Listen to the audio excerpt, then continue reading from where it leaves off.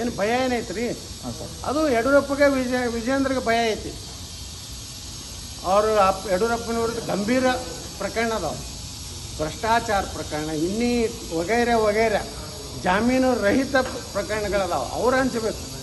ಅವರು ಸಿದ್ದರಾಮಯ್ಯಗೆ D K ಶಿವಕುಮಾರ್ಗೆ surrender ಆಗ್ಯಾರ ಇಬ್ಬರು ಅಪ್ಪ ಮಗ. ನೀವು ಯಾರನ್ನಾರು ವರಿಷ್ಠನ ಭೇಟಿ ಮಾಡ್ತೀರಾ?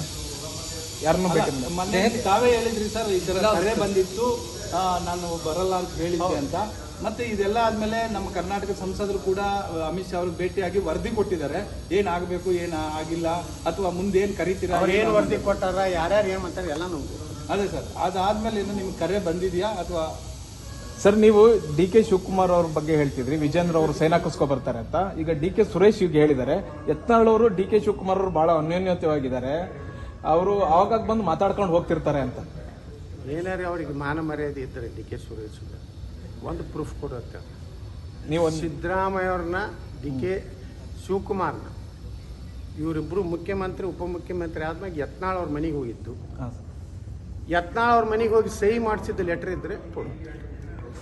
ಯಾವತ್ತೂ ಹೋಗಿಲ್ಲ. ಇವ್ರ ಅಡ್ಜಸ್ಟ್ಮೆಂಟ್ ಅದ ರೀ, ವಿಜೇಂದ್ರ, ಡಿ ಕೆ ಶಿವಕುಮಾರ್, ಡಿ ಕೆ ಸುರೇಶ್ ಅಡ್ಜಸ್ಟ್ ಅದಾರೆ. ಯತ್ನಾಳ್ ಯಾವ ಕಾಲಕ್ಕೂ ಹೋಗಲ್ಲ, ನನಗಂತ ಅವಶ್ಯಕತೆ ಇಲ್ಲ. ಹಂಗಿತ್ತಂದ್ರೆ CBIಗೆ ನಾ ಇಲ್ಲಿ ಯಾಕೆ ಅಪೀಲ್ ಮಾಡ್ತಿದ್ದೆ ರೀ? CBIದೇನು ರಾಜ್ಯ ಕ್ಯಾಬಿನೆಟ್ನವರು ಇದು ಮಾಡಿದಾಗ ನಾ ಡಿ ಕೆ ಶಿವಕುಮಾರ್ ವಿರುದ್ಧ ಮಾಡ್ತಿದ್ದಿಲ್ಲ. ನಾನು ವಿಜೇಂದ್ರನಾಗೆ ಅಡ್ಜಸ್ಟ್ ಆಗಿ ಅಲ್ಲೇ ಸಹಿ ಮಾಡಿಸ್ಕೊತಿದ್ದೀವಿ ಸದನದಾಗ. ಸರ್, ಈಗ